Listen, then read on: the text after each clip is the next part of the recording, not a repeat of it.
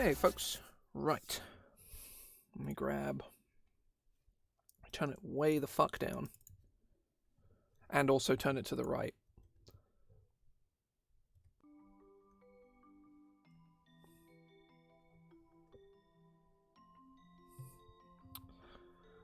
That should be everything. Yep, okay. Mic is good, camera is good, I think everything is fine. I was literally then about to start and my pizza arrived, so normally I don't eat food while I'm like midstream because it's kind of gross, but I don't want this pizza to just sit here and go cold, so I'm probably going to be eating it intermittently. I will ensure to mute myself because I imagine this mic will definitely pick up all of the gross noises of me eating food, which I do not want it to do. But yeah, I say, I have not been as horrifically busy as I have been. The things are actually starting to finish for once, which is rare. It's rare. I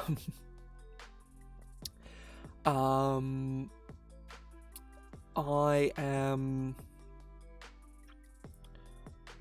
getting towards at least having, you know, I'm getting into a good spot with these monsters. I have a list here that of like especially old edition monsters I want to convert, and I only have like 3 left to do. Yeah, it's like 3 left to do. And there's no guarantee all of them are going to get done either, because one of them I just straight up can't find any. I found some art and that's it. I found the art and what it's called. I have some new monster ideas. I have one sort of general monster idea that I might be able to apply and make it a plant, but I'm not sure about that, so we'll see. Oh.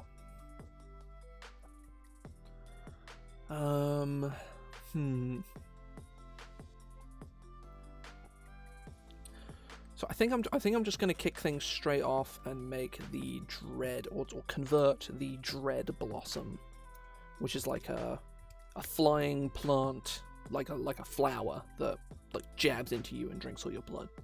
It's pretty cool. I just gotta find it though.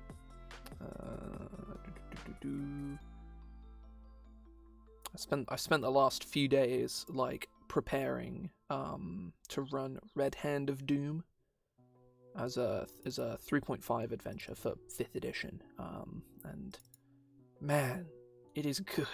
It's really, really good, like unreasonably so.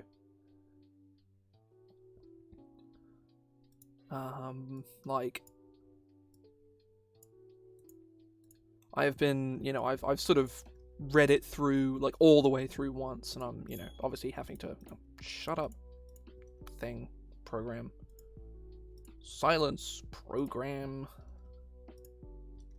Right. Let's move this shit out of the way. Okay. Not like that.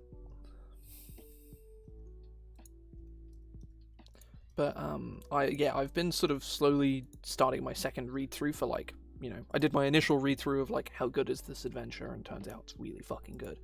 I'm on my sort of second, like, you know, I'm gonna reread it as I run the adventure, so it's all fresh. God, it's so good, so fucking good. People have more or less finished making their characters, starting on Monday. So normally I wouldn't run a game on a Monday, so there won't be a stream that day. But I will be looking at doing some extra streams next week, so I'm gonna be busy on Friday as well. So I'm basically just gonna like, I'll probably stream Wednesday and Thursday, doing this as opposed to Monday and Friday. But I will, again, just follow me on Twitter if you want, like, to be notified of that kind of stuff. Right. So I need to go. But yeah, I've players have made their characters. My only concern is the group's overall capability of doing damage is really low. Basically all of them are like, with the exception of one of them, are like are either like utility support or debuffers. Like they're just like, they filled their stuff full of like And then one of them is like a peel tank, and then yeah, it's like there is a sorcerer who is capable of dealing damage in the group, and basically everyone else damage is like secondary or even tertiary to their overall like play objective, which is, I mean, not necessarily concerning, but like it could become a problem for them quite quickly. But I guess one of them's a cleric, so they can just go, oh, the group needs more damage, I need to spec out of what I'm doing and just like pick up damaging spells. Because when you're a cleric, you can just fucking do that. Like it's not hard. You just do it.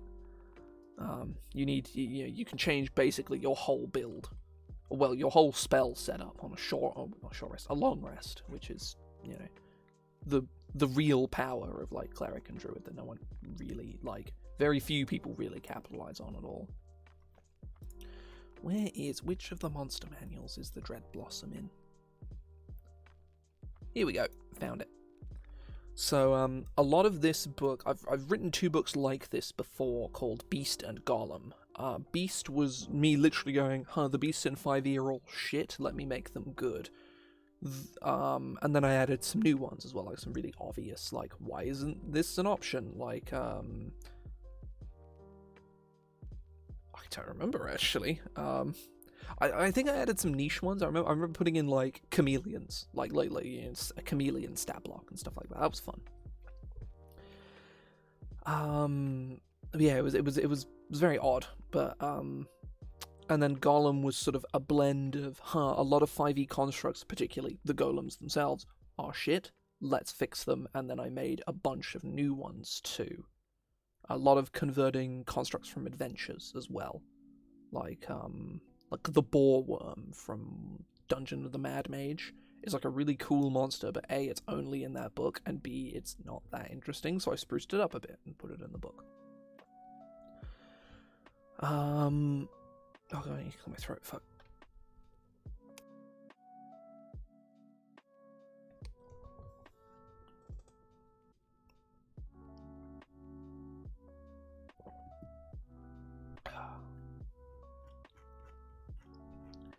But this book is a lot more like I'm making more plant creatures, because plants are really underrepresented in 5e. If I look at like the actual like number of plant creatures in the game, I can get you like an actual number like now.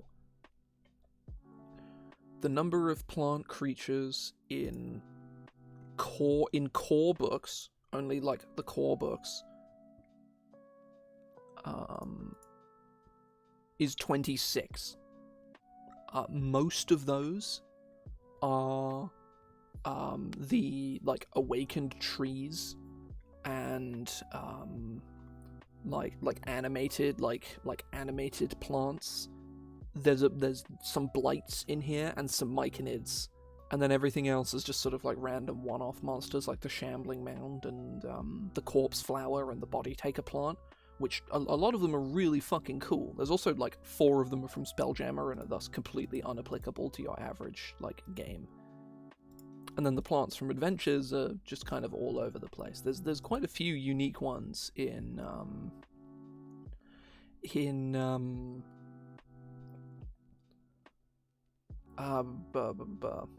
there's quite a few unique ones in Out of the Abyss. No, not Out of the Abyss. Tomb of Annihilation, there's a bunch of those, and they're all quite cool, but again, they are so few and far between. This, like, you know, what do you do with this information? Speaking of, I actually missed a monster to add to my list. It is the Thorn Slinger. No, never mind, I didn't forget to put it on my list. It is on my list, I just didn't see it when I last looked.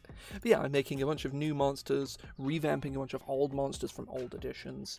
So, like, the Bloodthorns and the the Basidirond. It's not Basidrond, it's the Basidirond, which is stupid, but it's basically like a mushroom on a tripod. It's like a whole thing. Bloodthorn is a big tangle of thorns. The green vise is like a really big, like Little Shop of Horrors style flytrap creature. I can't remember what the monster in Little Shop of Horrors is. I think it is Little Shop of Horrors, isn't it? Yes, it is. Audrey. It's basically that. Well, it can't speak, but like it's the same sort of visually speaking. It's a very similar looking creature. Green warders, which are like elven sentries. The Oaken Defender, which I made last week as well. That's like a big tree stump monster. The Obliviax is like a big moss. Well, it's like a patch of moss that steals your mind. It's cool. Phytohydras. The Tendriculus is just a big bush creature. Topiary Guardians. I really liked the Topiary Guardians. I think they're really fun. They're very silly, but I like them a lot. New treants. So I revamped the treants and then made new treant druids and treant swarm keepers. I made the Tumblethorn. Gotta love Tumblethorns. They're tumbleweed monsters, pretty self-explanatory. And I also made a new, it was just going to be a monster, and I made them a race, the Dandeling. It was a little dandelion creature. It's like a Dandeling knight here, but that's basically where I've got to thus far. I have some ideas for some more monsters, and I'm going to sort of keep coming up. I'm going to keep sort of brainstorming new ideas for monsters as well. But, yeah.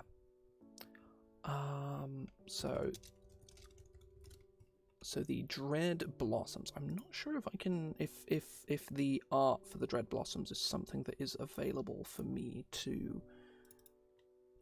It's like available for me to use in the books. It'll be a shame if it isn't. It's a really nice piece of art. I say nice. It's a very technically good piece of art. It's not pleasant to look at. I don't think it is. I don't think I can use it. No. Which is a real shame, honestly, because it looks amazing. I'll Google it, but Dread Blossom Swarm, because I'll be able to show it to you. I just won't be able to use it in the book. I can legally speaking, I'm not allowed to use the art in the book, but I can. It's on Google, so I can show you that these things are very cool.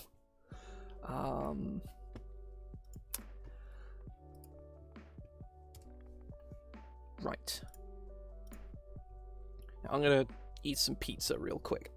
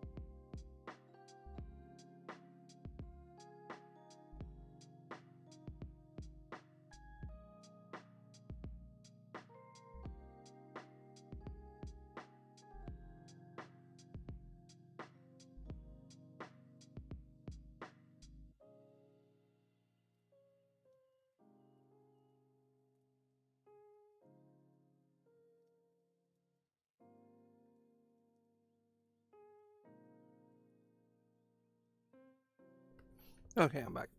I definitely didn't get any garlic dust in my computer, I promise. I did get garlic dust in my computer, in case that wasn't clear.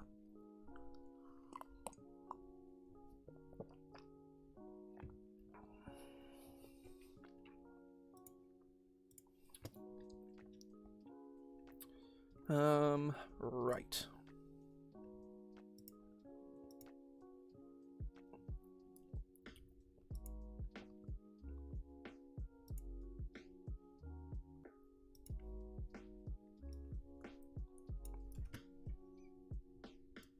So a swarm has immunity to a shit ton of different conditions.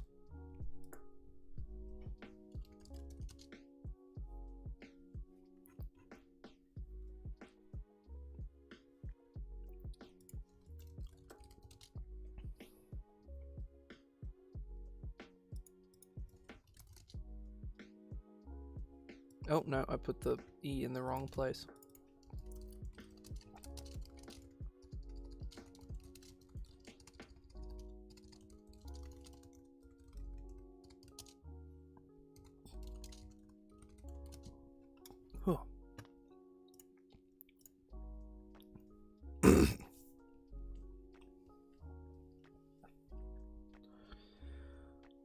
They have 14 con, and I'm going to use regular plant intelligence here, i.e. they're pretty stupid.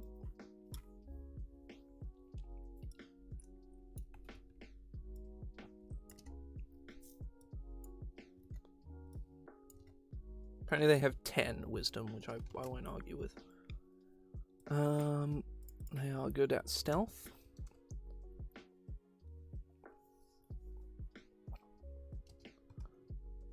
+6. Right, what is the challenge rating of a CR6? I want to say it's like 1,800.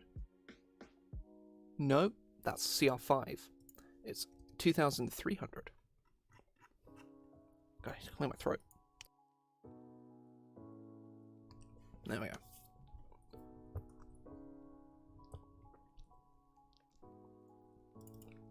Definitely doesn't speak any languages.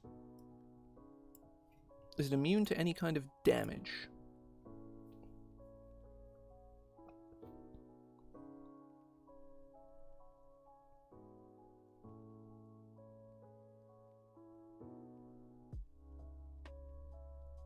No.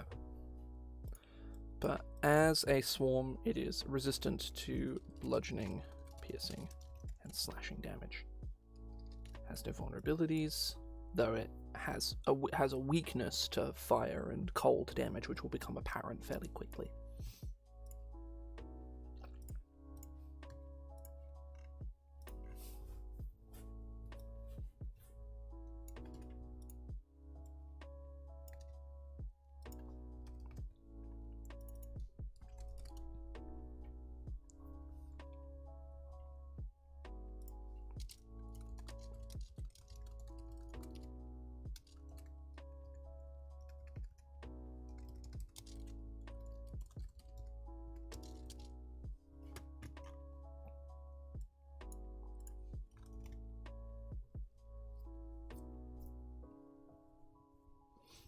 It's not, it's vampire. Vampire regeneration is the one I want.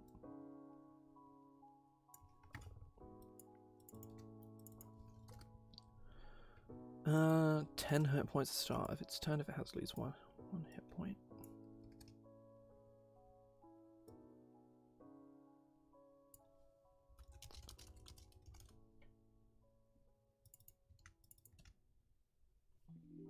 So yeah. If it takes fire or cold damage, its regeneration doesn't work next turn, which is fairly relevant.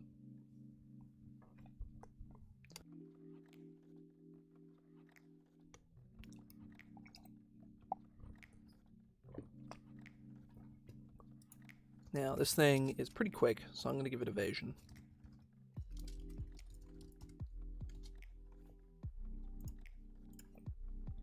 I think quicklings work in a similar way.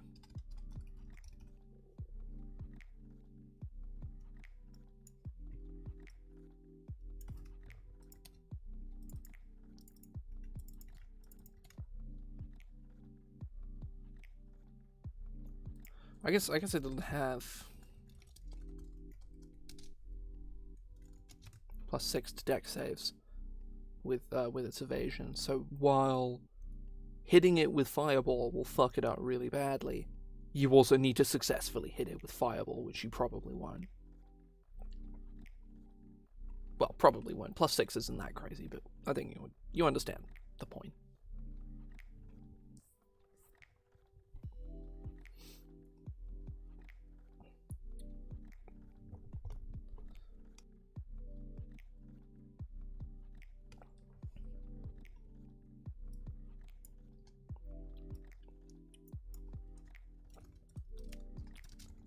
Paralyzing pollen.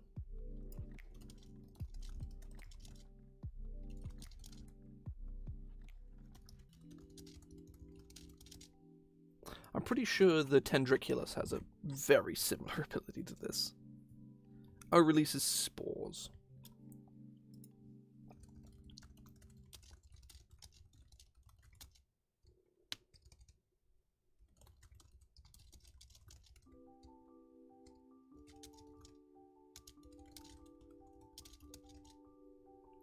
Must succeed on a DC 14.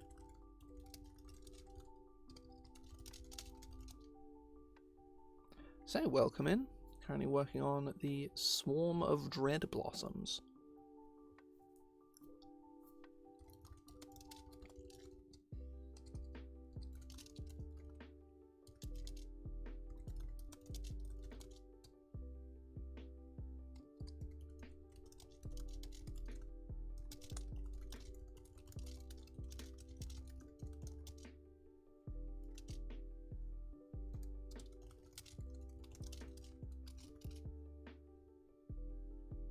Nice. A creature poisoned this way can repeat.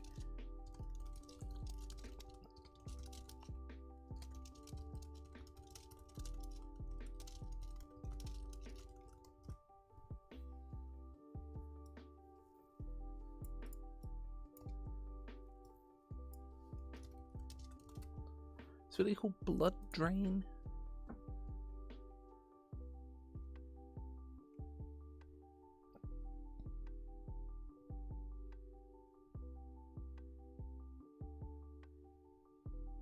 Yes.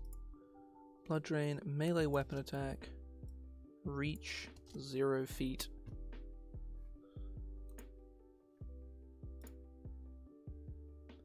Fairly well. Just properly made a start on this thing.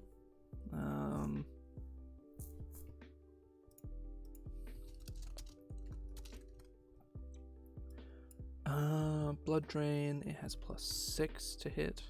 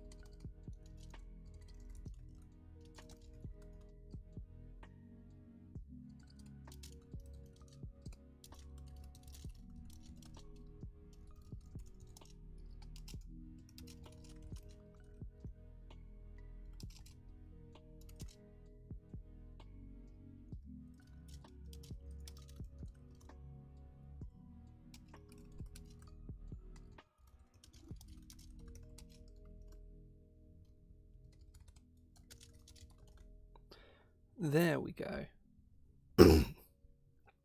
Beast, dragon, giant, or humanoid dies from this attack. I guess I can do monstrosity as well, that's important.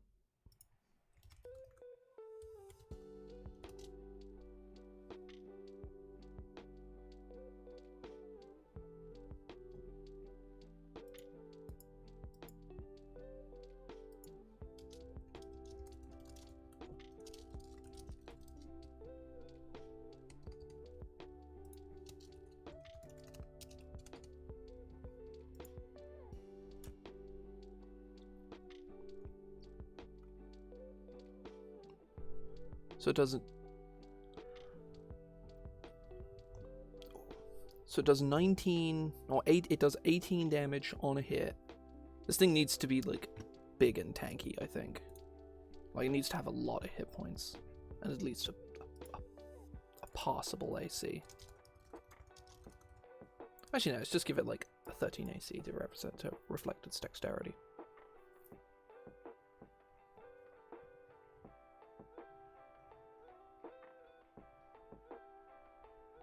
Oh, of course, you reduce its con, and then they have disadvantage on the paralyzing poison, so they just can't succeed the save eventually. Well, I guess you can't make it so they can't succeed the save. By that point, they are dead. This is a death spiral creature, that's for sure. It's very, very dangerous. Nope. So it does have relevant resistances. I forgot to give it a passive perception. It's 10.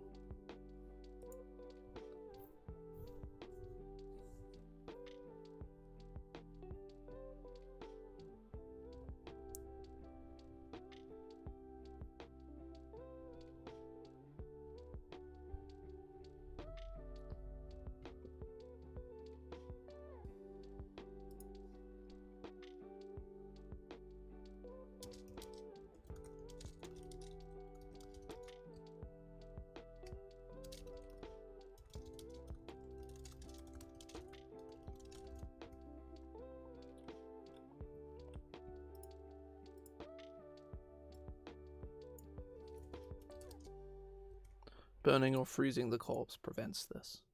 There we go.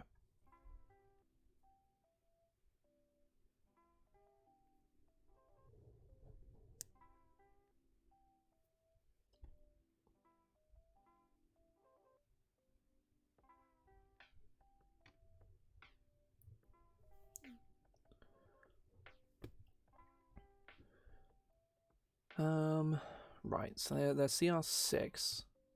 14 con. And they do have relevant resistances. Like, actually very relevant resistances. They also have regeneration 10.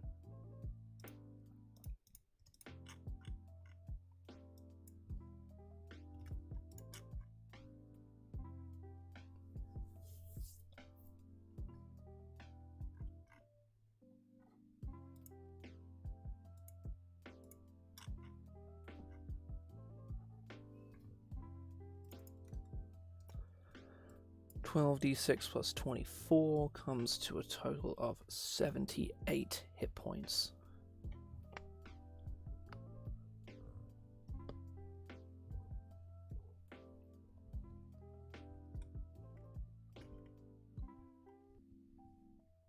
So yeah, a swarm of dread blossoms can straight up just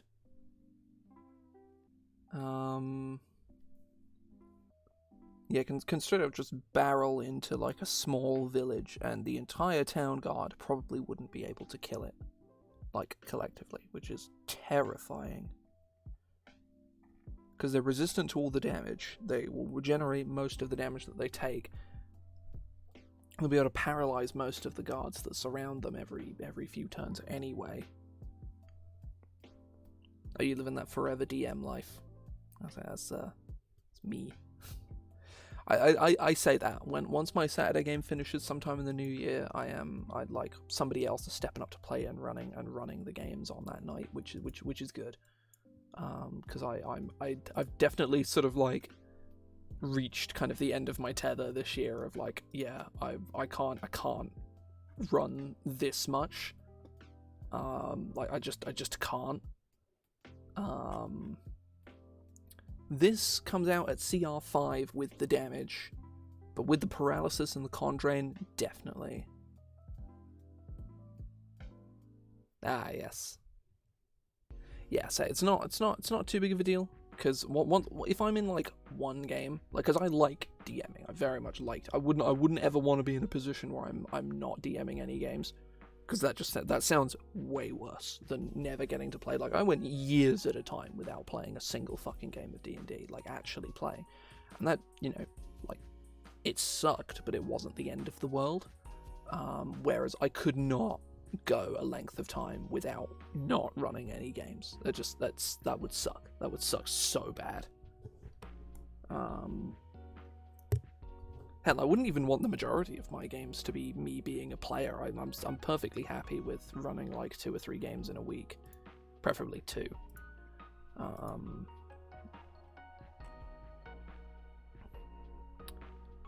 I'd say this thing has come out pretty well. This thing is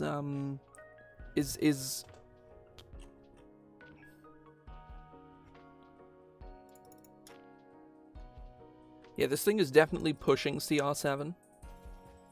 I might just make it CR7 and maybe boost the hit points like a little.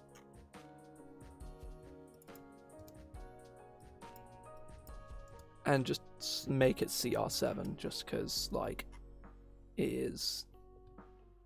Like, this thing is really dangerous. I really like it, though. It's very cool.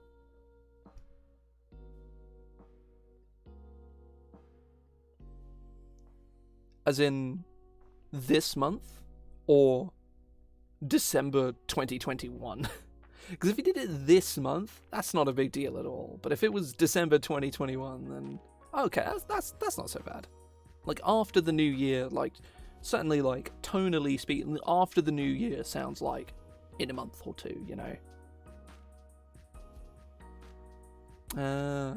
Oh, okay.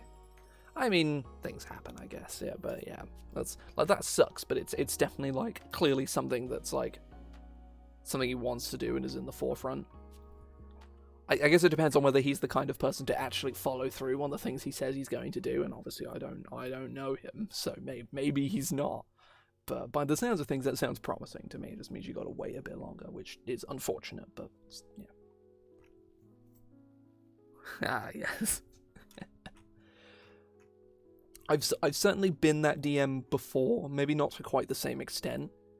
I had a game that started quite recently that I had been planning on and off for like 2 years, because I just always had other things that came up that took precedent over planning it, because planning it was such an ordeal.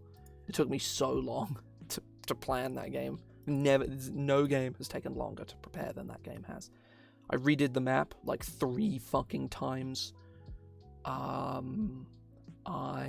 god, what else? I wrote an encounter like generator, or like a day's travel generator. Hang on. I can show this thing now. I've got bust out VS Code for this shit. Hang on. Do I have it in my recent folder? I don't think so. Oh, hang on. I think I've got the folder open. I have. There we go.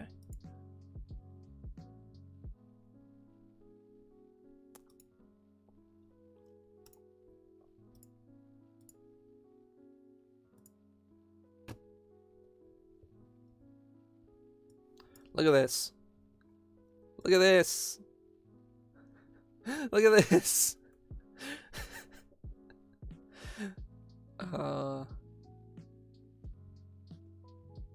That's always good. Not missing a session for like a year. That's good. Because like I'm not fussed about missing sessions or anything like that. But like when it becomes like a consistent, like we're missing sessions all the time, then it really kills my motivation to run the game in the first place. I'm having that problem with my Saturday game at the moment, where we're like this close to finishing, but we keep missing sessions, and I've like lost a lot of my motivation to actually run the thing. Which is unfortunate, but like realistically, like I just need to run like a session of it, and that will be cured. Like it's not gonna actually be a problem. I've run games that I hated for months before, like, It's not healthy. Don't do it.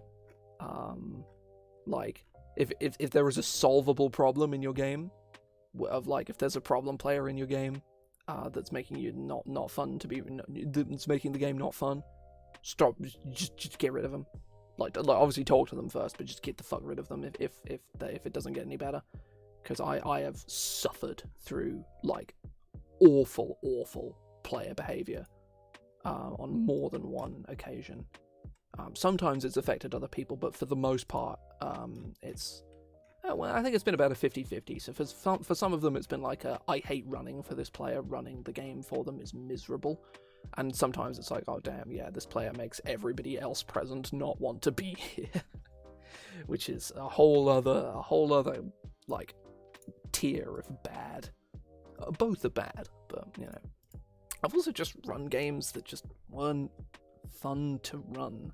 That's like the worst one, where it's not really anybody's fault. There's no conceivable solution to the problem. It's just the game isn't fun.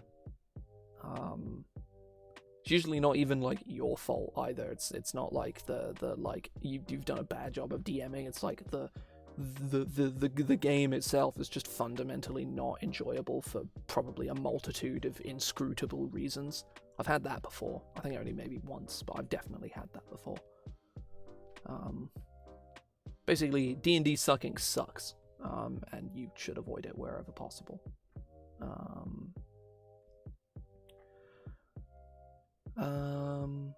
Right. What is next? There's the Vinespawn. This is a creature I have seen. I have art of the Vinespawn, but I cannot for the life of me find what it is. Like what it's from. I don't like. I'm starting to think. That the Vinespawn is like some kind of like is like it doesn't exist. I'm genuinely not sure.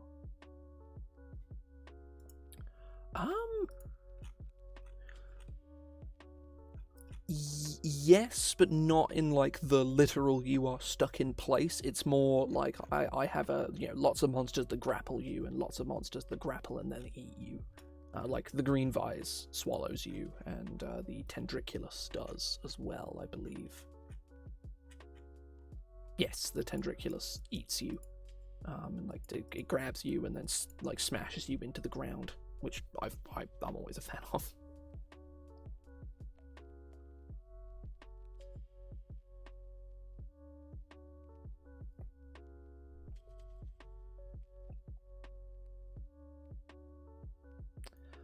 There is the man trap from presumably Tomb of Annihilation that I will be revamping for this book a little bit. The man trap is quite a cool creature. Which is it is literally just like a big it's just a pile of leaves on the ground that just it's like a bear trap. Just a living bear trap, but it's a plant. I'm gonna eat some more of my pizza. I'm gonna mute my mic for just a sec.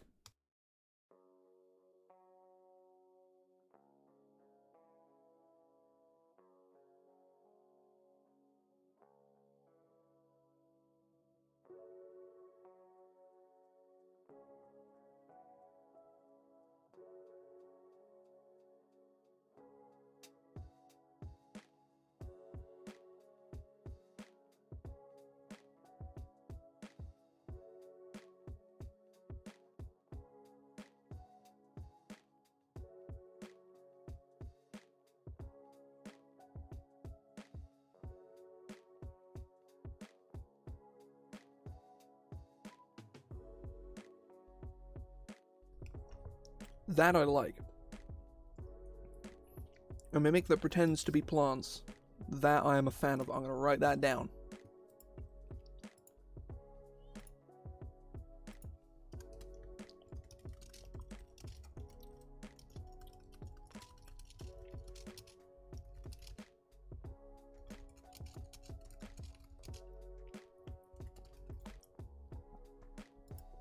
I'm gonna finish this slice of pizza now.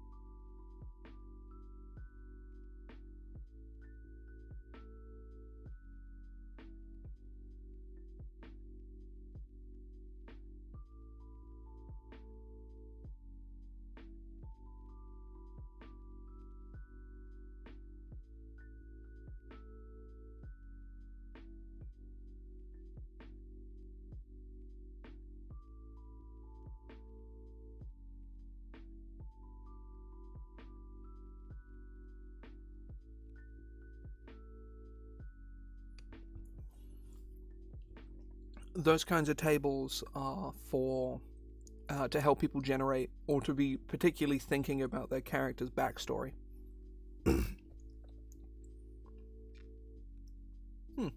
It's kind of weird, but even then, it's kind of cool.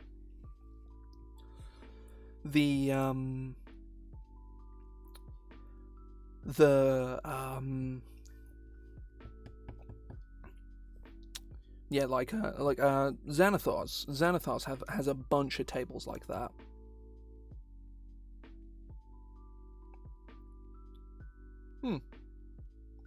I assume that's just how elves work within the Witcher universe, is that an elf can only is only capable of having one child.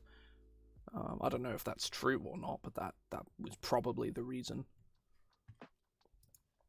Yeah, like there's I think it's Xanathars that has it. I'm fairly certain.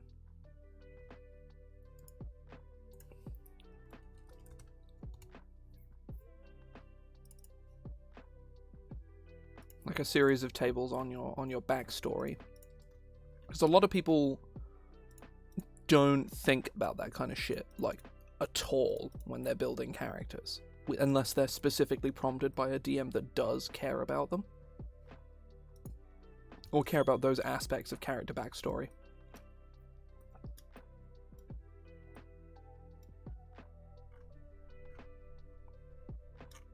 Yeah, like you can roll to see if you know who your parents are.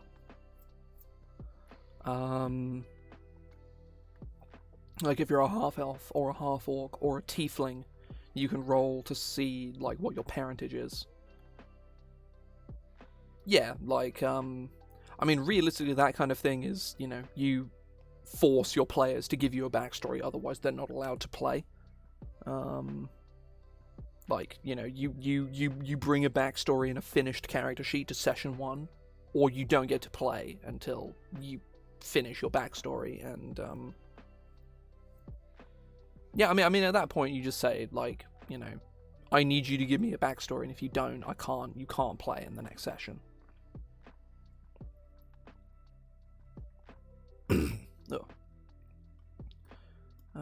Yeah, you can roll for birthplace. You can roll with your. You can roll for your siblings. You can roll on your like there's a relationship table as to like how your like what your relationship with your siblings is like. It's a very cool way to help new players think about, because like these kinds of roll tables, you're not actually meant to roll on them. Like no one in their right mind is going to roll on these tables religiously and use every single result verbatim. The fact the tables are there at all is to make you think about it in the first place. I don't think anyone at WotC is expecting someone to actually generate their character backstory by rolling on these tables, but by looking at the options on these tables, it will help people come up with one. And I think The Witcher is doing the same thing, which I'm always a fan of stuff like that. It's just useful. Yeah, I think I remember. I think I remember. Maybe not specifically The Witcher, but I know that like. Certainly, like the some variation of the combat wheelchair has sort of bled into a lot of RPGs. I know Pathfinder has it. I think they hired the lady who made it to adapt the rules for Pathfinder, I think.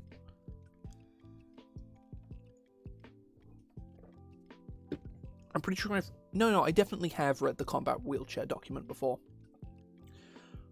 The like guidelines on it in it. I think generally the implication is that it just works. Like, certainly my attitude towards, like, you know,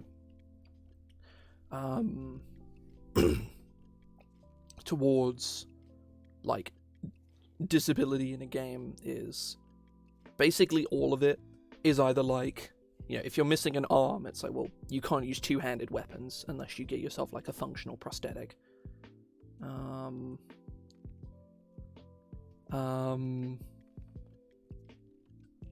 But beyond that, it's like, you know, I think the only one the only one that can't just be hand waved as like, yeah, it just works.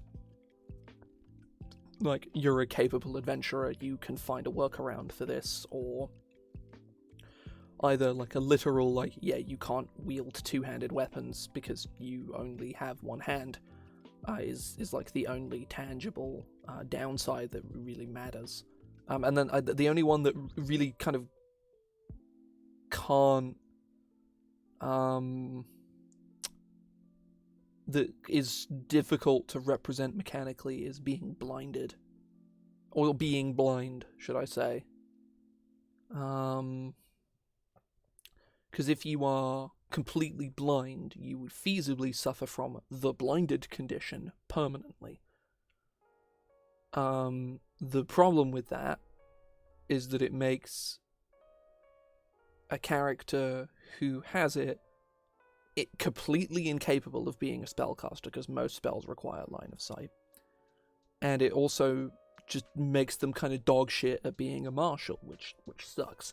But if you give them something like blind sight, then that's super broken, because blind sight is ridiculously powerful. Well, so it's way more powerful than just being able to, than just being able to see. Which at that point is like, well, you shouldn't get mechanical benefits for it, but you also shouldn't be punished for it. But if it's the same, that works only if you specifically alter the rules to Find Familiar, because Find Familiar, you have to use your action every turn to look through your familiar's eyes.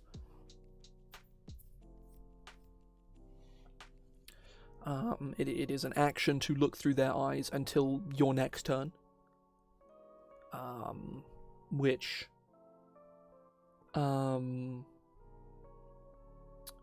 If you were to modify that rule and make it so you can use an action to start looking through and you can use an action to stop, then that would be fine.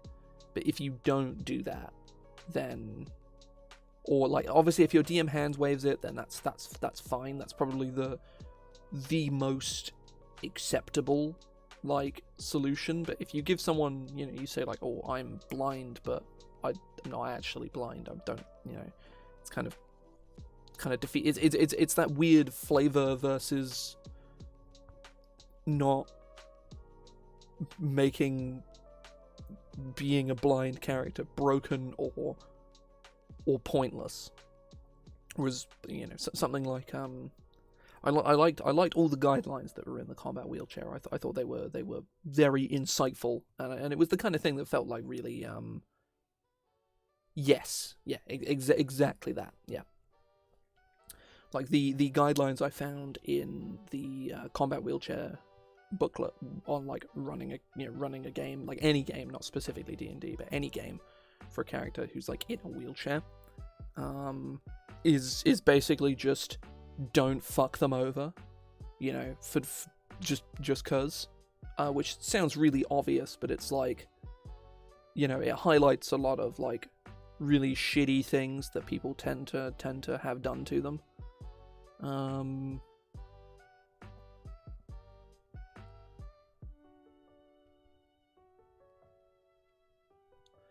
But yeah, tremor sense is basically just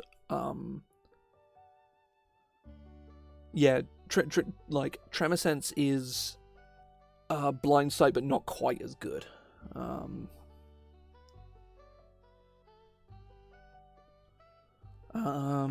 Because it only obviously works on the ground. But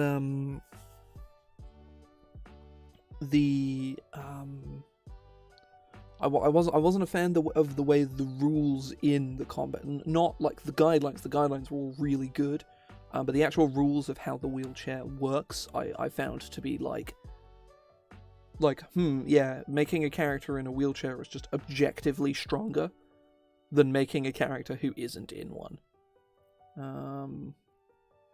I don't think tremor sense propagates through walls. It might. It seems like it shouldn't, but yeah, it's the same kind of deal where if you make a blind character, They either need to be blinded, which makes them completely useless. Makes them useless as spellcasters and really shit at martial. You make it so they can just mechanically, so it's mechanically, like, no different, which kind of ruins the whole, which ruins the whole, you know, thematics of being a blind character. Or you give them blind sight or tremor sense, which is insane. That's like, you know,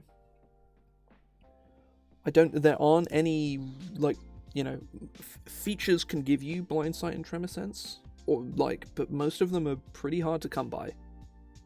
But yeah, like all the problems I had with the combat wheelchair were exclusively just like why does this thing have 2 separate attacks it can do that do more damage than, like, one of which does as much damage as a longsword? Like, this thing shouldn't function as a weapon.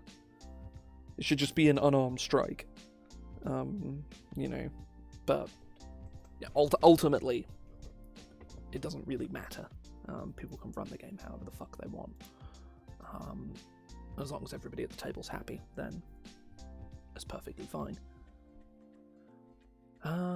Right. I did manage to find the Vinespawn.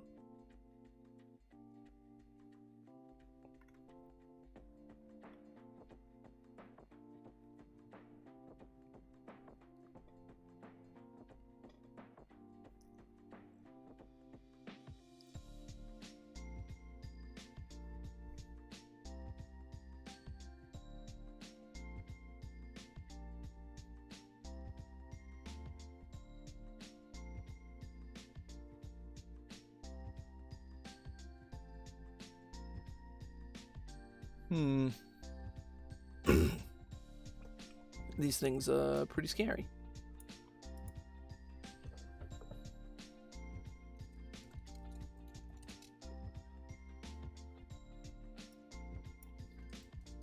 No.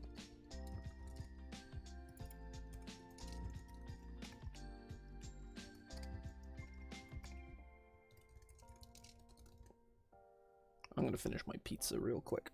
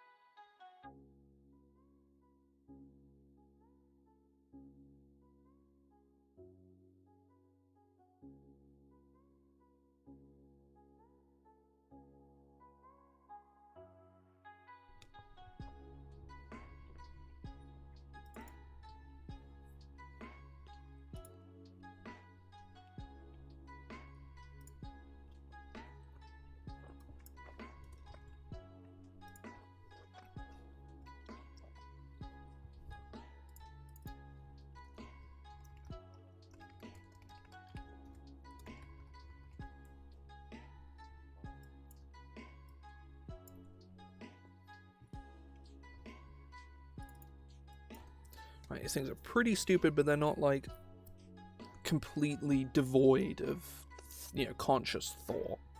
They're just kind of dumb.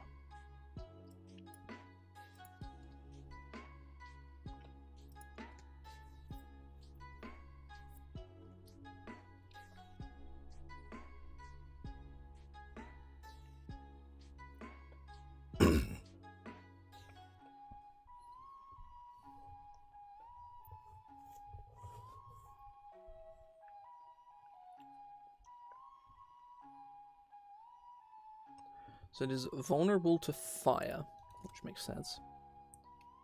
It is immune to... Does it have... Oh no, no, this thing just has eyes.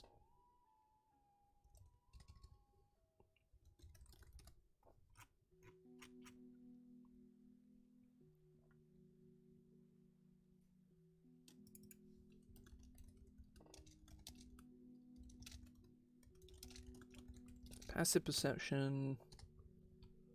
Do these things have skills of any kind? I assume not. No, they do. Do they speak a language? No. They don't have any damage, immunities, or resistances.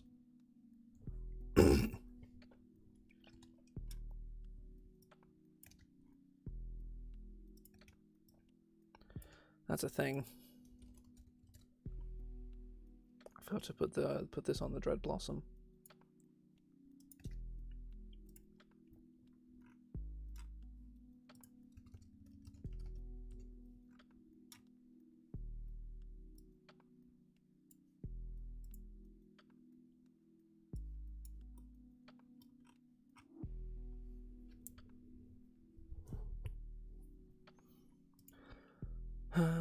Right. Skills. Athletics. I'm gonna reduce these things CRs to CR3 just because I don't think them being like, I just have this massive overabundance of creatures that are like CR6 or 7.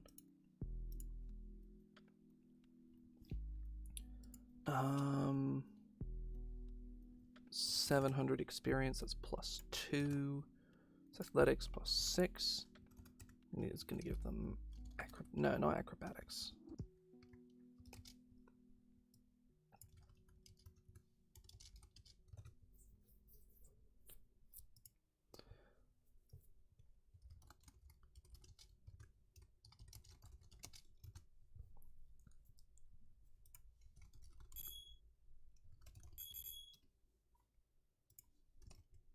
Shit.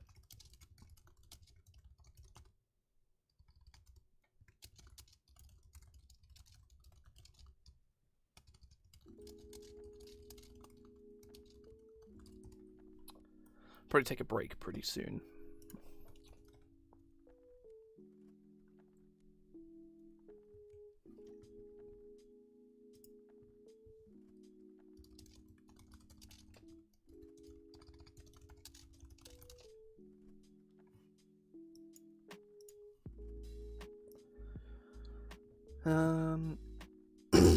Oh.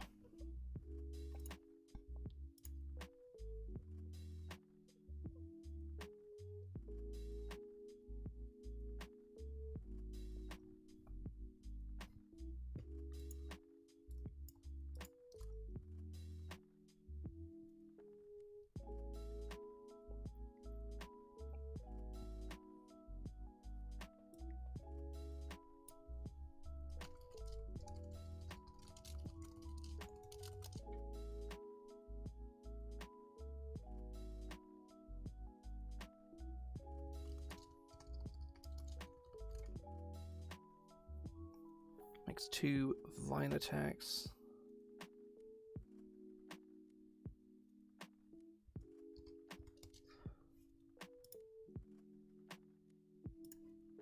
Where is the shambling mound?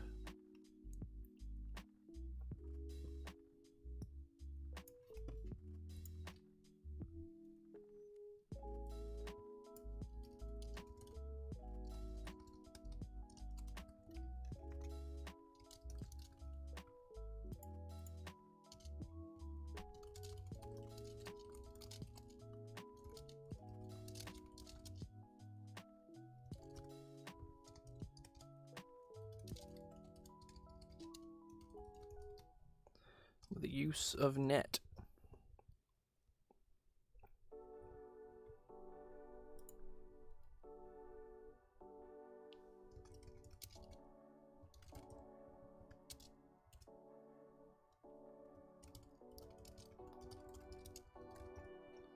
Melee weapon attack.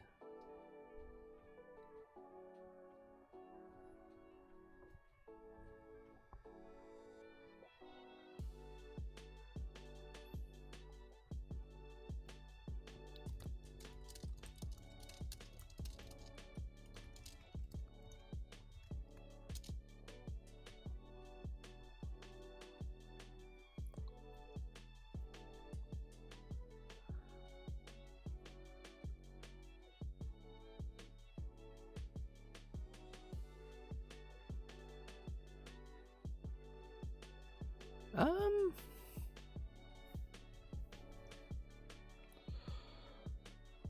mean, you could just have it poison the creature. Give them the poisoned condition and make them feel physically nauseous.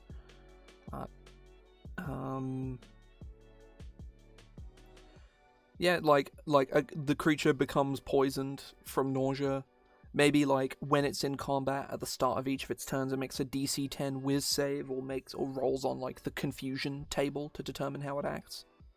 If you want it to be like really, really sort of put them out of it, so that when they're in combat, they when the adrenaline kicks in and the blood and therefore all of the weird alcohol starts buzzing around their system.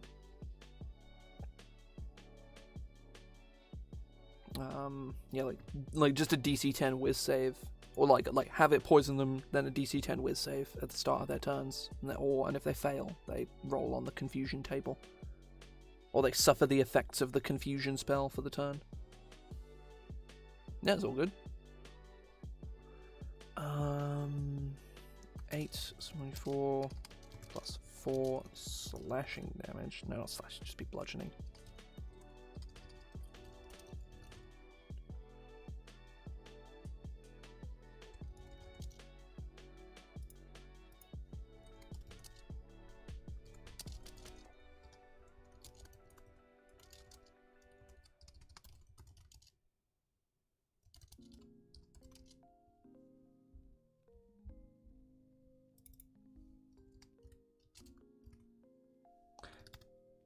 Pull 5 feet towards the Vinespawn. It's grappled, and the Vinespawn can use its engulf on it.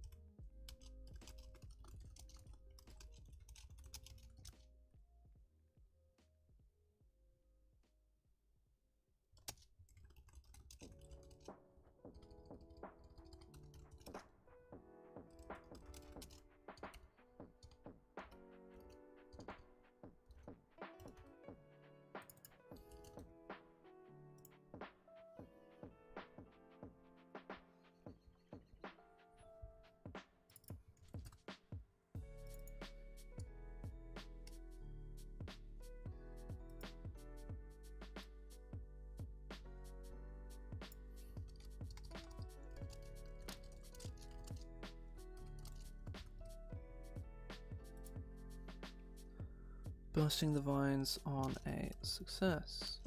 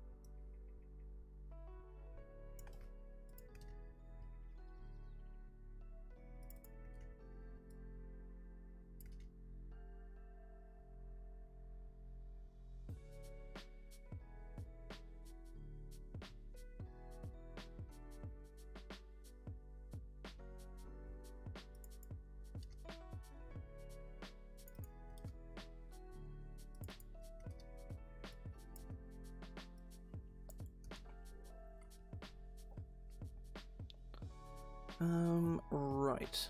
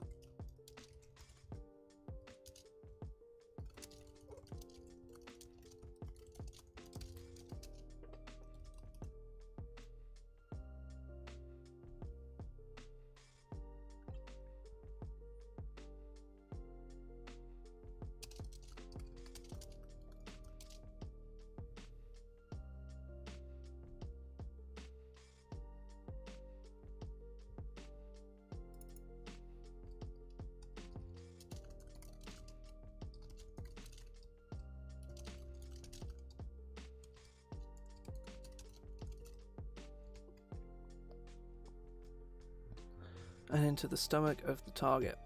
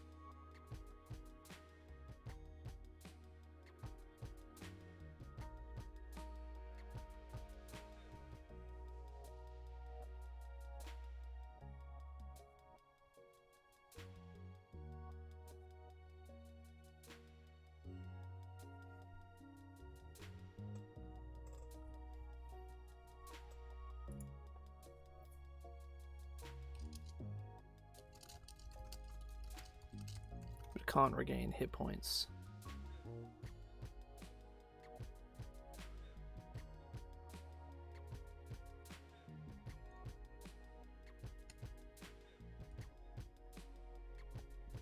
Is it drink or is it water?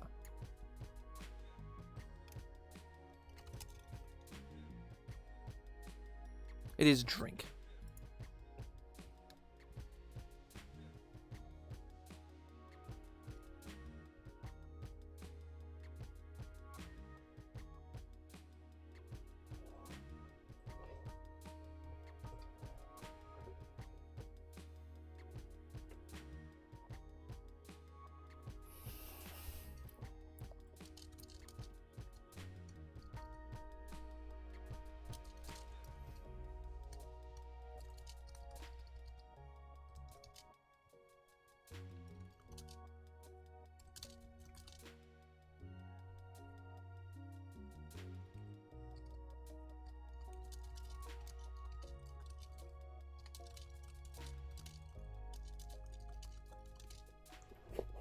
After it has spent 8 hours with the spawning route inside of it, the target...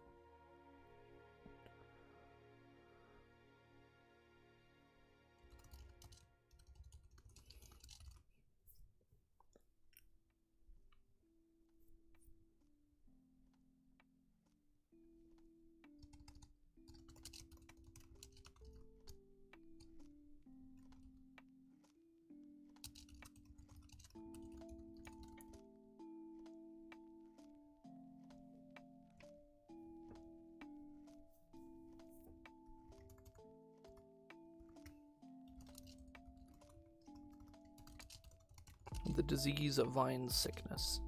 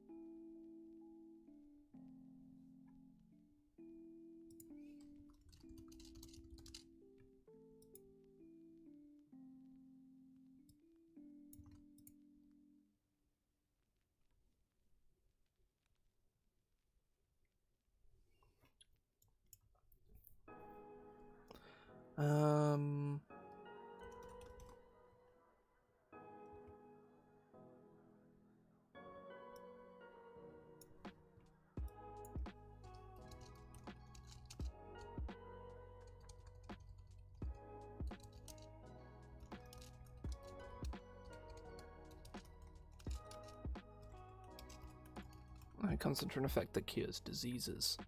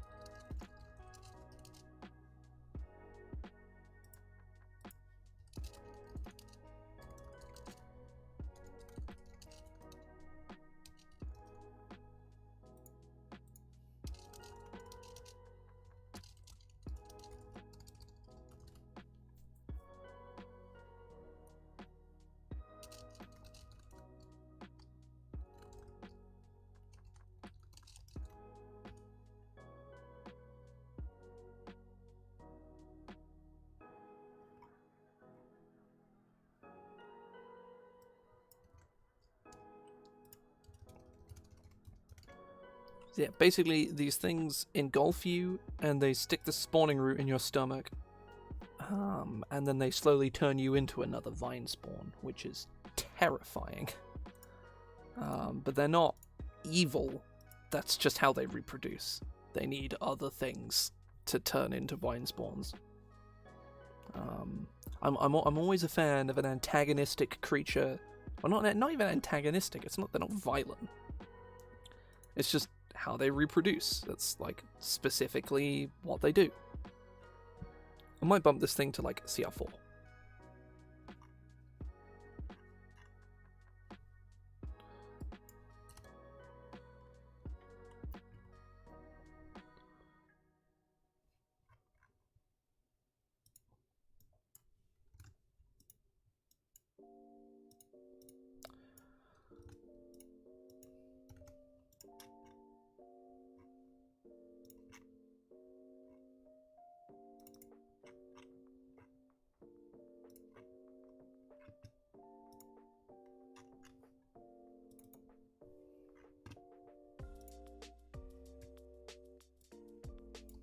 Might just give it susceptibility to fire.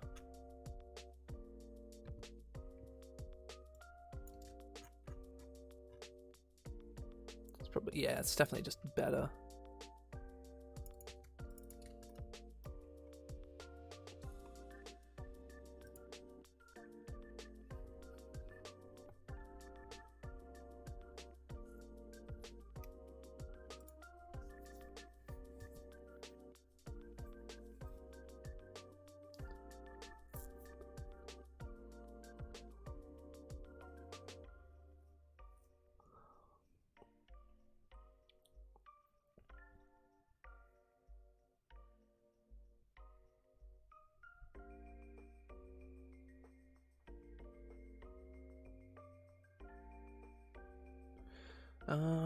Spawning root, vine.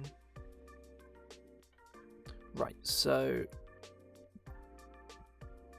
Oh, this thing should... The vine net should have way more hit points than this.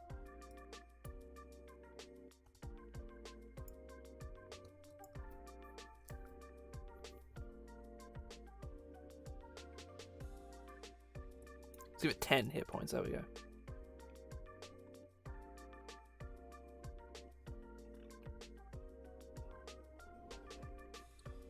So it's 119 hit points. Yeah, it's 14 d10. 3 14s is 42. Yes. 119 hit points. It's 15 AC. Has the ability to engulf you. Damage-wise, this thing doesn't do a huge amount. It does like 16 damage per round, which is really not much.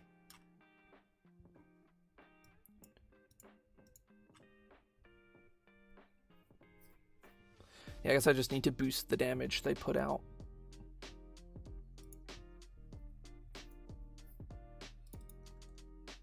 $2d6. It's 11. Oh wait, no. That's important. I forgot that when they engulf you, they do a fairly significant.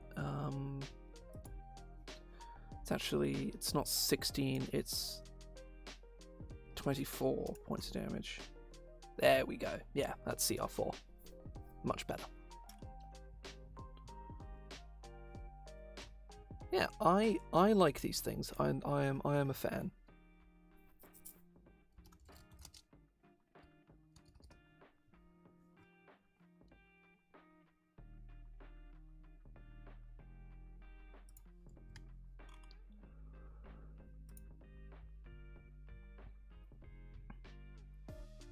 But yeah, I am very happy with that.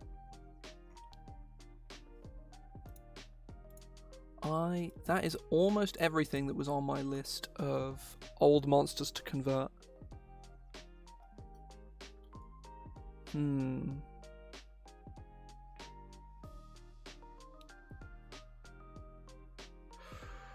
I want to do one more, but I'm not sure if I want to do the last convert.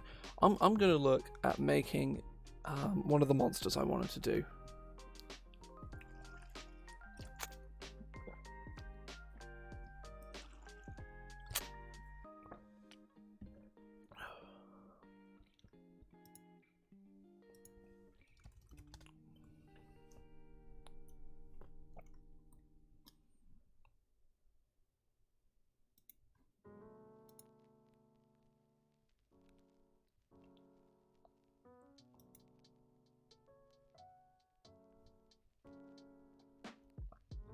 I want to make a Thistle monster. Thistles being these things. I don't remember the last time I saw a Thistle. It's probably just because I don't go outside much, really.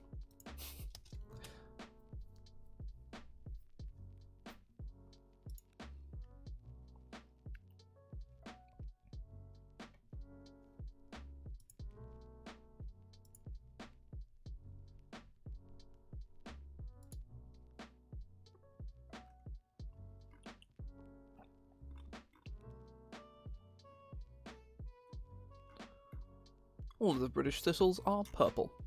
Or sort of pinky purple. Or both. They're either pink or purple or both. Spear thistle, marsh thistle, creeping thistle, and meadow thistle. Oh, and also musk thistle and slender thistle. So I'm thinking, like, some kind of, like, prickly, bulbed... Oh, I know exactly what Oh, they're gonna be little... They have to be little guys as well. Oh, I've got to make them little guys. Like, this is...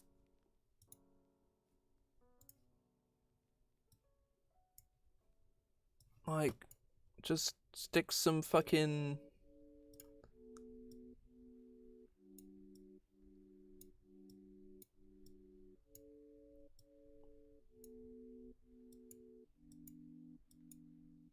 I am an artistic genius. There's a little hair. This isn't really cropping up much. There we go. Perfect. Give all little fingers.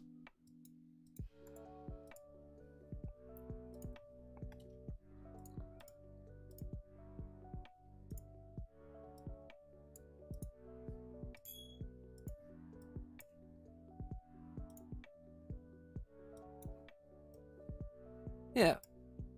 Now this is game design right here. This thing. I don't realize how fucking shit it looked. Oh, I love them though. Oh, they're so fucking stupid. Oh, so there's the dandlings and the thistlings. The thistlings? Thistlings? I don't know. Yeah, this is a necessity. And I'm not gonna make the thistlings be playable because the thistlings are evil. They're evil plants. They're filled with malice and general malcontent.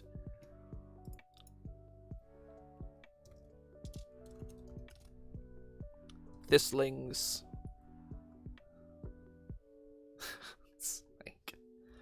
Insert monster block. Pew. So, small plant thistling alignment. Typically lawful evil.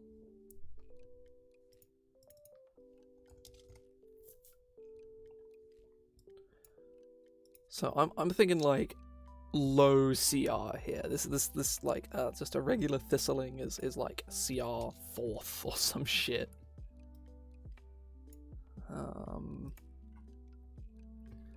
Which is worth 50 XP.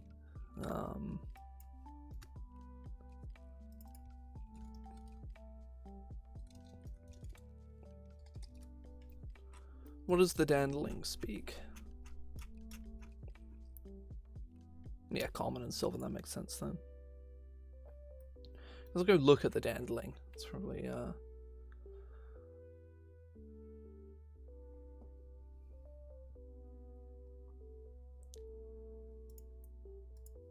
oh, that's a thing.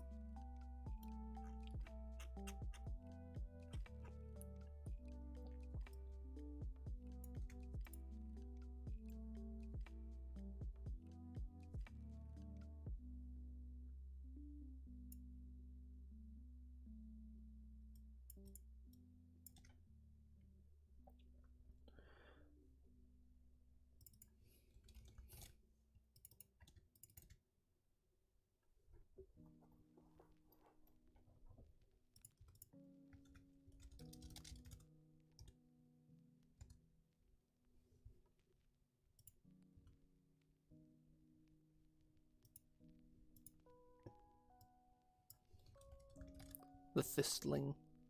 Thistling.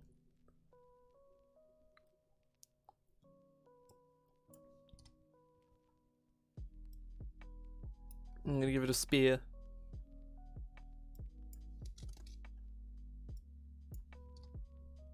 It's a small spear, but it's a spear. 14 dexterity, 10 strength. Maybe now what's the strength of the dandling? 6. We're gonna do that also. 14, yeah, 10 con.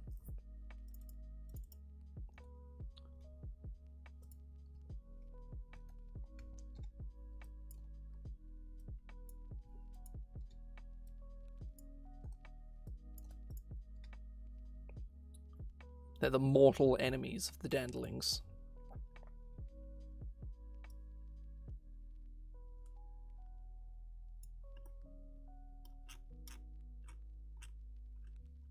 They're mortal foes. Oh, that's wonderful. So fucking stupid. Condition immunities. Are the dandlings immune to any kind of condition? No. But these guys should probably also be resistant to poison. Or, you know what? Maybe not. Maybe these things have poisonous thorns. I know thistles aren't poisonous, but it'd be kind of cool if these guys were poisonous, and that's why the dandlings like tend to kick their ass.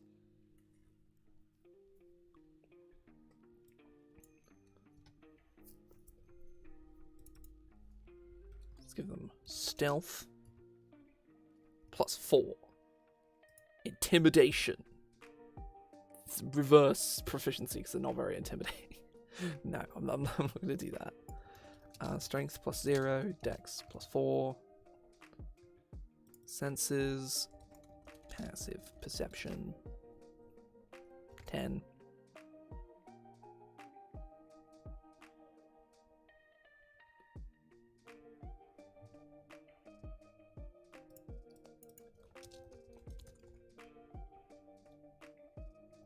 So they use a shield. They also have a spear. Reach 5 feet. Or range. What is the range of a spear? Is it 30-90? It's 20-60.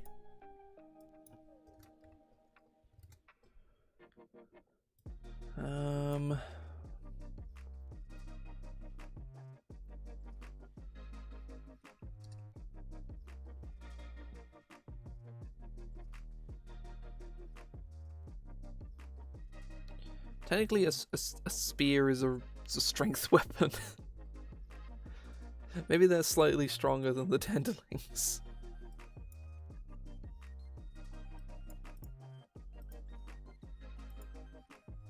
I still find that incredibly funny.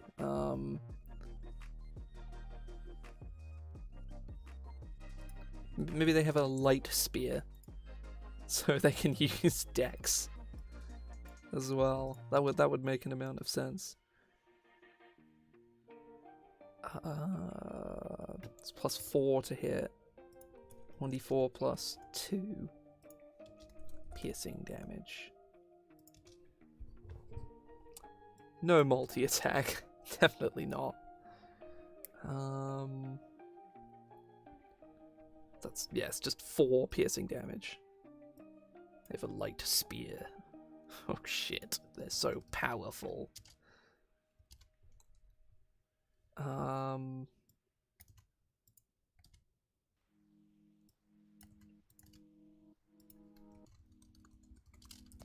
Hazardous body.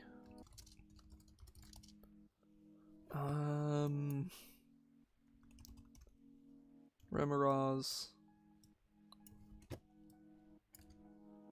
Creature that touches the thistling or hits it with a melee attack within 5 feet of it takes 1d4 piercing damage? That seems kind of fair. Maybe it's just 1 piercing damage. That would be incredibly funny. So they have a 14 AC. No, not 143. 14 they have. +4 to hit. They currently do 6 damage per round.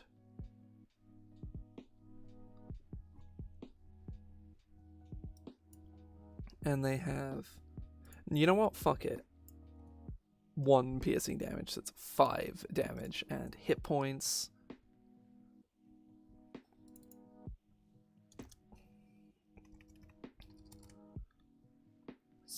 66?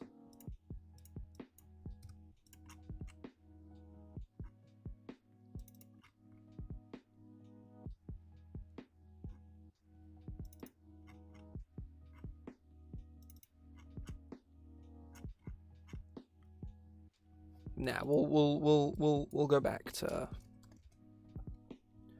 1d4 piercing damage.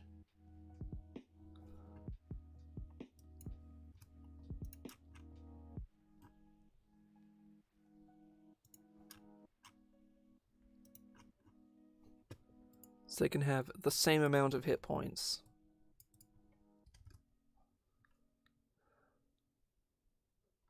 It's incredibly amusing. The Thistle eggs. Look at him. Look at him. Little idiots. I love them. They're sort of the cross between like Vegapygmies and like Modrons. I'm gonna make more of these things, but I might leave that here for today because I'm going for about 2 hours. And I wanna stop here. But I've had a good time today. We've got a good amount of work done. I am a good ways into like most of my ideas for this book. It's still nowhere near as big as Flower though, as big as Gollum though, which is kind of a problem because Gollum is like comedically large. How many monsters do I have to like actually like update from the main game? It's like 5 monsters. Basically, it's like a monster per page, give or take. So I have like 5 monsters. I mean, if anything, a lot of I say a lot of these. Some of these can definitely be.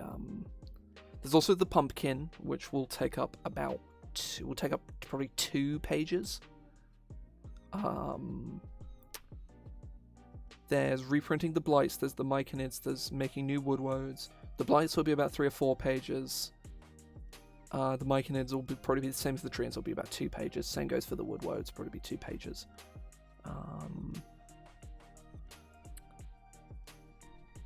Something I might do is make like a section for living plants.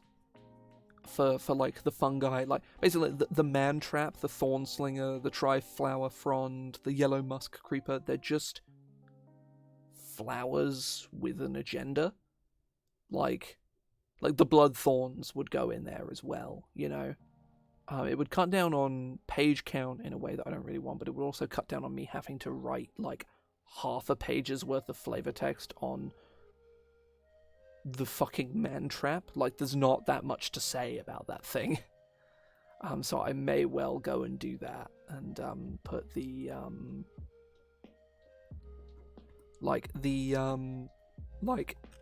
the tumble thorns and stuff. They'll be their own thing, but I'm fairly certain the monster manual has like a dedicated spot for just the fungi.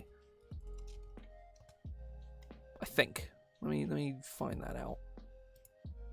Yes.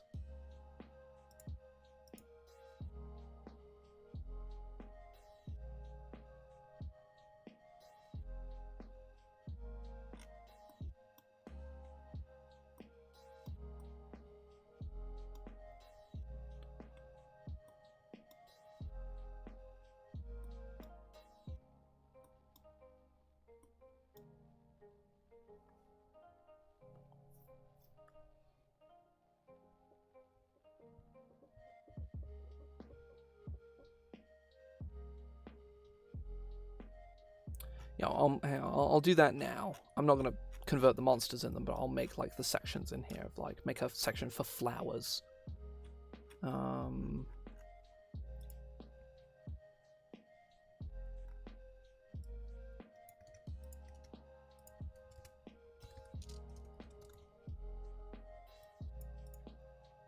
I could just do this. Hang on.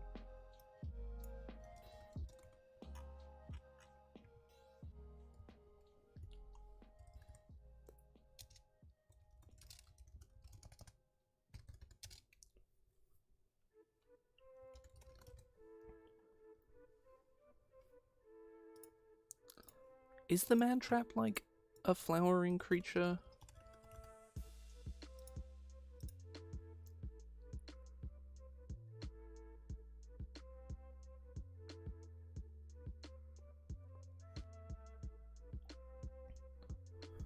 What about the rest of these? It's the Dread Blossoms, the Blood Thorns. I say welcome in. We're probably now about to finish it up, but I'm just sort of organizing some of the monsters I want to do into lists.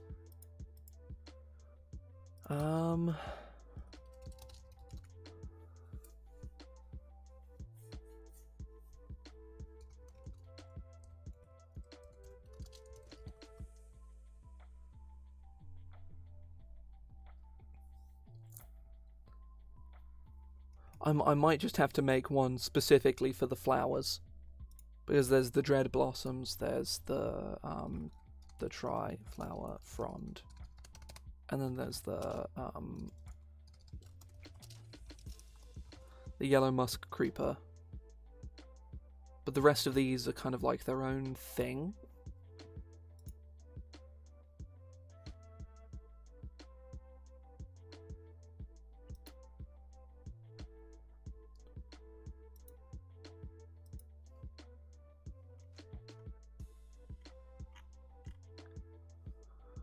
I don't think any of the other monsters I've made really sort of fit into that kind of oh.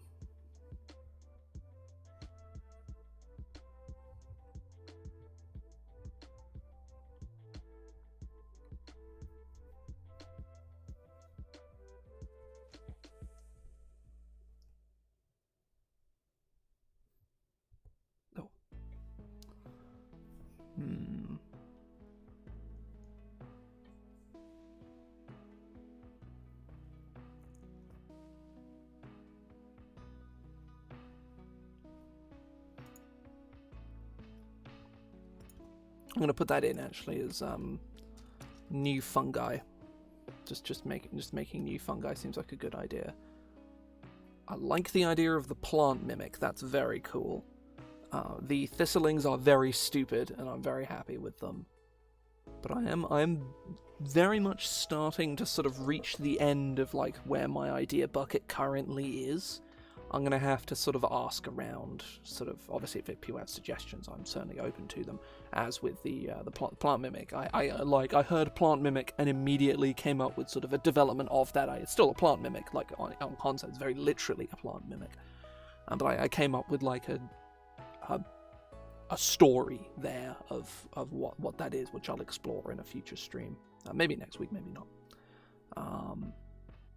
It's probably on my short list of stuff to do, that's for sure. But yeah, that I will likely ask around for some more ideas. Maybe go see if I can find some cool concepts for monsters. Because I think something that plants are generally lacking is a bulk of intelligent creatures. Because most of the plants are just like just living are you know, bestial at best. Basically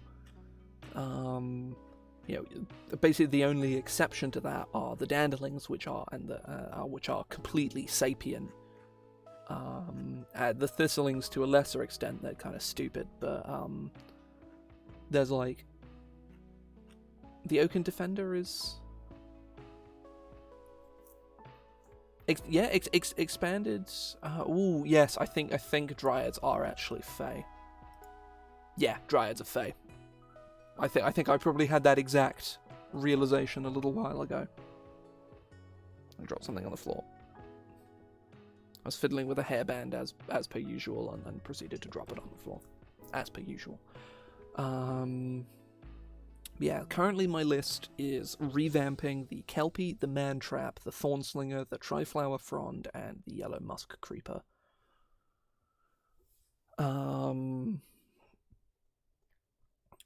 And then there's expanded pre-existing monsters. There's reprinting the blights I wrote for De Avenir's pocketbook to Raven. I say it's going to be 3. It's probably about 5 pages worth of monsters in there, because there's a lot of like. Let me just like open De Avenir's on here real quick,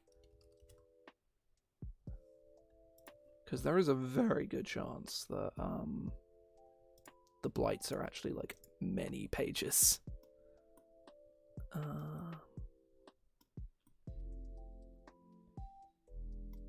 1, 2, 3. Yeah, there's 4 pages of blights. So, well, like 3.5 pages of blights. That's actually pretty good. There's making new myconids. There's making new woodwoads. Or just sort of revamping the woodwoads and making new ones. The new myconids will probably be like maybe 2 of them, maybe only 1. There's one more monster I want to revamp from old editions called the Kelp Angler, but I will certainly have a look around and see if there's any more I can find. I'm always down to find more cool plant monsters. There's making the plant mimic. There's reprinting the pumpkin. There's finishing up the thistle monsters, and that is the extent of my list of ideas at the moment.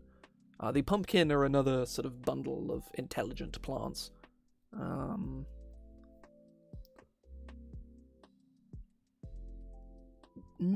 That could work. That could work. I'll mark that down as an idea.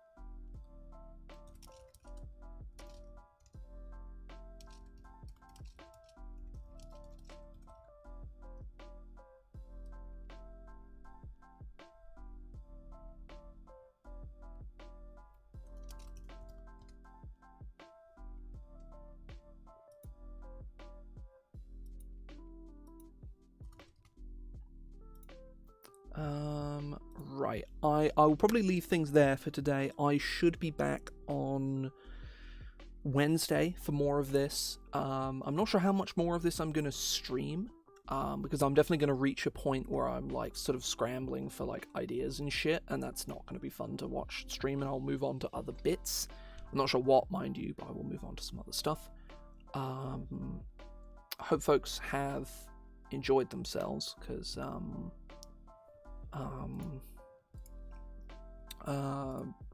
having a good time working on just these books in general. They're good exercises. They're good fun. There's definitely like a fatigue of doing like a really long project, taking like 3 weeks, like 3 streams, and then just starting another really long one. But I don't like doing that kind of, let's spend a week doing this, and then let's go back to the other thing, because I don't stream enough for me to be able to do that, is the problem.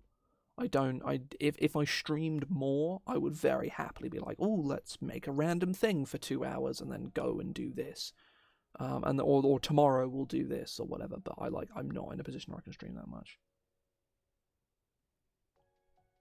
Realistically, I will pick a monster type after Flower. I do not know what that's going to be. I would like to do a book for oozes, but my only hesitation with doing an ooze book is that there's even less oozes for me to even revamp, and most of them don't even really need revamping, mind you. Like, they really just don't. There are 12 oozes in the game. 2 of which are the plasmoids from Spelljammer, and therefore do not count.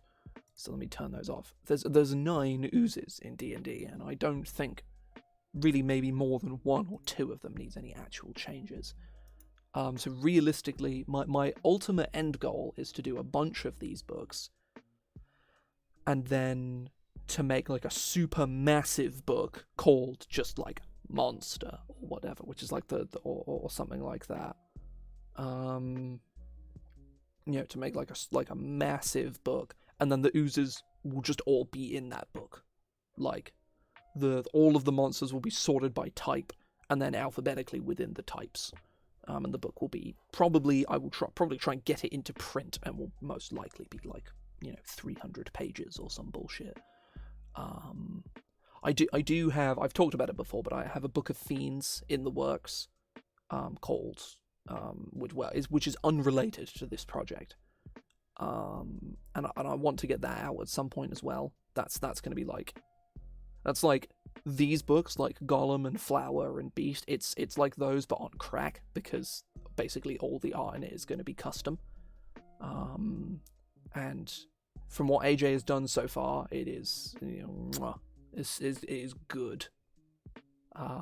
I've mentioned before, I think probably 2 or 3 weeks ago, that we have art for Mammon in the book, and stats for Mammon. I say that, I haven't written them yet, but like the book is still in like quite early stages of development, and has been for a while, for many months, in fact.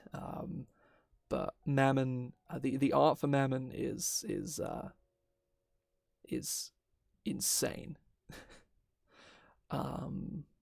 Because Mammon's design, it fucking sucks. He's like a fucking gold lizard man. He's not made of gold. He's like piss yellow, and he's a fucking lizard man with a head that's way too big. He looks like an idiot. It sucks. So we made Mammon terrifying, like viscerally unpleasant to look at. Yeah, he's great. But yeah, that's the... What other creature types are there left after this? I want to do an undead book, because I know there's a fuck ton of undead in 5e, but it's like so many of them suck. Like it's like the original objective of this sort of series was to make good undead. Was to make the shit monsters interesting.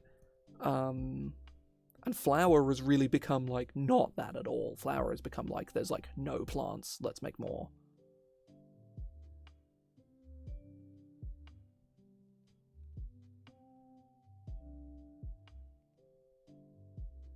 So I'm not familiar with that book at all. Yeah, Monster Manual Dragons are kind of wank. Fizzbonds has some like vaguely interesting customization options in it, but most of the monsters in Fizzbonds are shit. Dragons will definitely be on my radar. Fae, giants. Realistically, my big ones, I think, are Celestials, Undead, and Oozes. Those are like the big ones for me. Because dragons, it's so fundamental in their design, because they're just badly designed monsters, just all the way through. Yeah, but if it's anything like the Fizzbonds book, it's gonna suck, so who cares?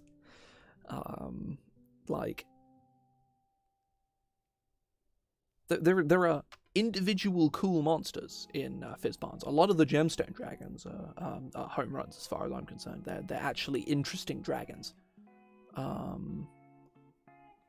But basically any of them that aren't like the Great Worms or whatever are actually quite interesting.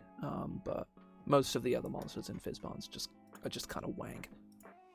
Or most of the dragons in Fizzbonds, or the true dragons is my point. But like something like the like I remember seeing the Eye Drake and being super disinterested, being like, oh cool, a dragon beholder, that's cool, and then it's literally just a beholder with it's just a beholder with a breath weapon, and that's it. It's a shit beholder with a breath weapon. It sucks. But yeah, That's definitely like on my list as well of like making good making good dragons. I think probably more likely than anything the next book will be an undead book, but Fae, elementals are on my radar. Honestly, the only ones that really aren't on my radar, humanoids. That's a huge making a book of NPC stat blocks, because there's so many like very specific things that just don't exist. Why aren't there any bandits after CR2? Why isn't there a bandit lord? I made a bandit lord. It's fucking cool. Bandit lords are awesome. Why isn't there a guard captain? Why are veterans so terrible? Like it's like stuff like that where it's just like just fundamentally just like like big old holes in design. Like why are there druids and archdruids and then like nothing in the middle? Where's my ranger stat block? Where's my paladin stat block? There's like the blackguard and nothing else. So that is actually a strong contender for the next one. Actually, is just making humanoids. Problem is, I would struggle to come up with a name for that book because all of them have like these one-word, really punchy titles, like beast, golem, flower. Like, you know, flower isn't as punchy because the word flower kind of doesn't really. But I don't want to just do plant because that's worse somehow. But yeah, basically, I'm gonna see how I feel, but it's probably gonna be it. I'm definitely gonna do more of these. My plan is eventually to probably do them all. The biggest problem I have is, I was talking about this, is I have sold a couple of my best ideas I think I've ever had to like magazines. Like I've just been just like written articles for them, and like I'm not sure how airtight my contract is, but I'm fairly certain that I can't use them for anything else. Like I have like zero right to even pretend like I'm not just reprinting them elsewhere. I could probably get away with it if I wanted to, but like I'm not gonna risk it, even if they're like some of the best ideas I've ever put out. Like I've made there is a plant creature that is better than anything that's probably going to go into this book. Well, maybe not. I don't know. I haven't had all the ideas yet. But like that plant creature is so cool, but I can't put it in this book. Like I legally can't put it in this book. Even though it's like the coolest thing in the world. And the same goes for aberrations. I made like the coolest aberration ever. Can't use it. Just can't. Not allowed. But that's what happens, I guess, when you want to make $100 in like a reasonable amount of time. Is you have to sell some of your best ideas. It sucks, but it's how it be.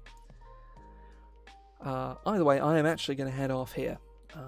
Hope folks have enjoyed themselves. I should be back on Wednesday.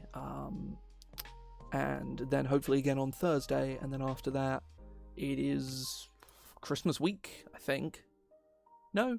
Yes, it is. I will probably stream on Monday the 19th, but I certainly won't be streaming on Friday the 23rd. But who knows, I might stream another day during that week. Maybe I will stream on Friday the 23rd. I don't know. I'm not going to make a decision for myself now, and even if I do, I will forget it before the time comes, so who cares? Either way, I will hopefully see people on Wednesday. See ya.